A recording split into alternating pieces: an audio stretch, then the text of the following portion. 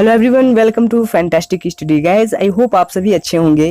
Guys, अपने daily life में आपने इस तरह के सेंटेंसेस को सुना होगा और आप भी बोलते होंगे, जैसे कभी तो प्यार से बात कर लिया करो, कभी तो हंस लिया करो, कभी तो फ़ोन पर बात कर लिया करो, कभी तो टाइम से आ जाया करो, कभी तो सुन लिया करो, कभी तो खेल लिया करो, कभी तो टहल लिया करो।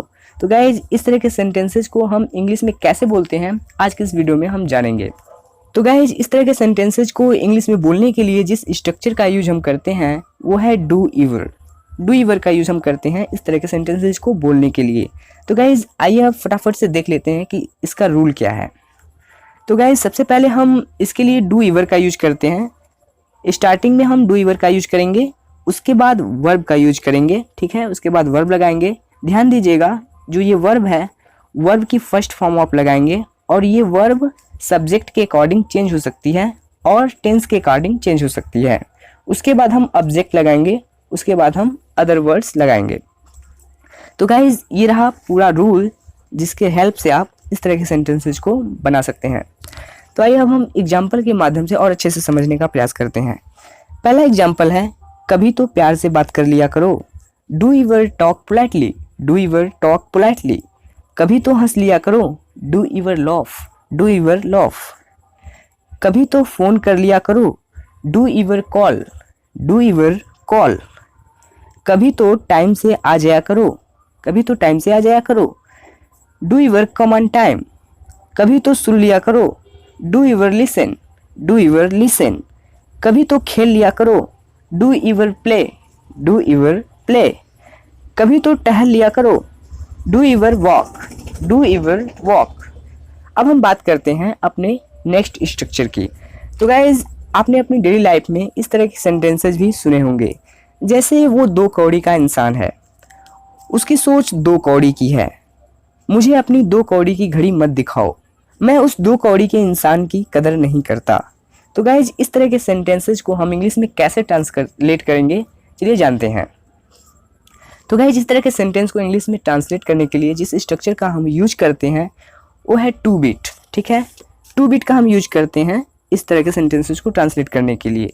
तो आइए अब इसका हम रूल देखते हैं कि इसको हम किस प्रकार से ट्रांसलेट करेंगे। तो सबसे पहले हम सब्जेक्ट लगाते हैं, उसके बाद हेल्पिंग वर्ब। और ध्यान दीजिएगा कि हेल्पिंग वर्ब जो होती है वो सब्जेक्ट के अकॉर्डिंग चेंज हो सकती है और टेंस के अकॉर्डिंग चेंज हो सकती है। इसके बाद टू बिट का यूज करेंगे, उसके बाद ऑब्जेक्ट। तो आइए कुछ एग्जाम्पल्स लेते हैं और अच्छे से समझने का प्रयास करते हैं। सबसे पहला एग्जाम्पल है, वो 2 कौड़ी का डॉक्टर है। इसको हम इंग्लिश में कैसे ट्रांसलेट करेंगे? He is a two bit doctor, he is a two bit doctor. उसकी सोच 2 कौड़ी की है। He has two bit thinking, he has two bit thinking. मुझे अपनी 2 कौड़ी की घड़ी मत दिखाओ। Don't show me your two bit watch, don't show me your two bit watch. मैं उस 2 कौड़ी के इंसान की कदर नहीं करता। I don't respect that two bit person, I don't respect that two bit person. वह 2 कौड़ी का इंसान है। He is a two bit person, he is a two bit person. तो गाइज, कितने अच्छे से हम इसका इस्तेमाल कर रहे हैं स्पोकन इंग्लिश में। आप भी इस्तेमाल कर सकते हैं और अपनी इंग्लिश को और ज़्यादा बेहतरीन बना सकते हैं। तो आइए इसके बाद हम अपने नेक्स्ट स्ट्रक्चर के बारे में बात करते हैं। तो फ्रेंड्स, अपने डेली लाइफ में इस तरह के सेंटेंसेस भी जरूर सुने होंगे, जैसे यदि आपको कहना हो, क्या तुम्हें यकीन है कि वो तुमसे प्यार करती है? क्या तुम्हें यकीन है कि वो तुम्हें जाने देगा? क्या तुम्हें यकीन है कि वो पहुंच गया होगा? तो गाइज, इस तरह के सेंटेंसेस को हम इंग्लिश में कैसे ट्रांसलेट करते हैं, चलिए जानते हैं। तो गाइज, इस तरह के सेंटेंसेस को जिस स्ट्रक्चर से ट्रांसलेट किया जाता है वो है are you sure, are you sure. तो आइए अब इसका रूल देखते हैं। तो गाइज, सबसे पहले हम आर यू श्योर का इस्तेमाल करते हैं, उसके बाद हम दैट का इस्तेमाल करते हैं, उसके बाद सेंटेंस, और उसके बाद लिख रहे हैं यदि हम तो क्वेश्चन मार्क का यूज़ करते हैं।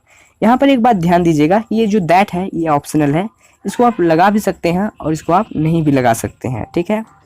तो आइए अब कुछ एग्जाम्पल्स देखते हैं। क्या तुम्हें यकीन है कि वो तुमसे प्यार करती है? Are you sure that she loves you, are you sure that she loves you. क्या तुम्हें यकीन है कि वो तुम्हें जाने देगा? Are you sure that he will let you go, are you sure that he will let you go. इसके बाद नेक्स्ट है, क्या तुम्हें यकीन है कि वो पहुंच गया होगा? Are you sure that he may have reached, are you sure that he may have reached. Condition के अनुसार आप यहाँ पर मे की जगह पर माइट या वुड का भी इस्तेमाल कर सकते हैं। तो गाइस कभी कभी आपको इस तरह के सेंटेंसेस को बोलना पड़ता है, जैसे ज़्यादा भाव मत खाओ। ज़्यादा भाव क्यों खा रहे हो? उस दिन वो ज़्यादा भाव खा रहा था। यदि तुम ज़्यादा भाव खाओगे तो मैं अभी के अभी चला जाऊंगा। तो गाइज इस तरह के सेंटेंसेस को हम इंग्लिश में कैसे ट्रांसलेट करते हैं आइए जानते हैं। तो गाइज इस तरह के सेंटेंसेस को इंग्लिश में ट्रांसलेट करने के लिए जिस स्ट्रक्चर का हम यूज करते हैं वो है act so pricey. Act so pricey का यूज करते हैं, काफ़ी एडवांस लेवल पे इसका यूज किया जाता है और आप भी इसका यूज कर सकते हैं। तो चलिए अब इसका हम रूल जानते हैं कि इसको हम कैसे यूज करते हैं। तो गाइज सबसे पहले हम सब्जेक्ट लिखते हैं, उसके बाद हम हेल्पिंग वर्ब लगाते हैं, उसके बाद हम एक्ट सो प्राइसी लिखते हैं, उसके बाद ऑब्जेक्ट लगाते हैं। ठीक है, तो गाइज ये रहा इसका पूरा रूल जिसकी मदद से हम इसको बनाते हैं। यहाँ पर एक बात ध्यान दीजिएगा, जो एक्ट है ये एक वर्ब है और ये टेंस के अनुसार चेंज हो सकती है, जैसे एक्ट्स, एक्टेड, एक्टिंग, इस प्रकार से। ठीक है, तो अब चलिए कुछ एग्जाम्पल लेते हैं और अच्छे से समझने का प्रयास करते हैं। तो सबसे पहला एग्जाम्पल है ज़्यादा भाव मत खाओ। Don't act so pricey. Don't act so pricey, ज़्यादा भाव क्यों खा रहे हो? Why are you acting so pricey. Why are you acting so pricey. उस दिन वो ज़्यादा भाव खा रहा था। He was acting so pricey on that day. He was acting so pricey on that day. यदि तुम ज़्यादा भाव खाओगे तो मैं अभी के अभी चला जाऊंगा।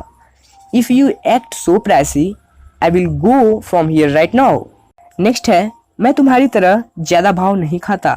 I don't act so pricey like you. I don't act so pricey like you. वो ज़्यादा भाव खाया करती थी। She used to act so pricey. क्या तुम्हें नहीं लगता कि तुम आज ज़्यादा भाव खा रहे हो? Don't you think that you are acting so pricey? Don't you think that you are acting so pricey? तो गाइज इस तरह से आप इनको अपनी डेली लाइफ में यूज कर सकते हैं और अपनी इंग्लिश को और ज़्यादा बेहतरीन बना सकते हैं। तो गाइज कैसा लगा आपको ये वीडियो कमेंट में ज़रूर बताइएगा। ऐसी ही वीडियो और देखने के लिए हमारे चैनल को सब्सक्राइब कर लीजिए ताकि रोज़ आने वाले वीडियो की नोटिफिकेशन आपको मिलती रहे।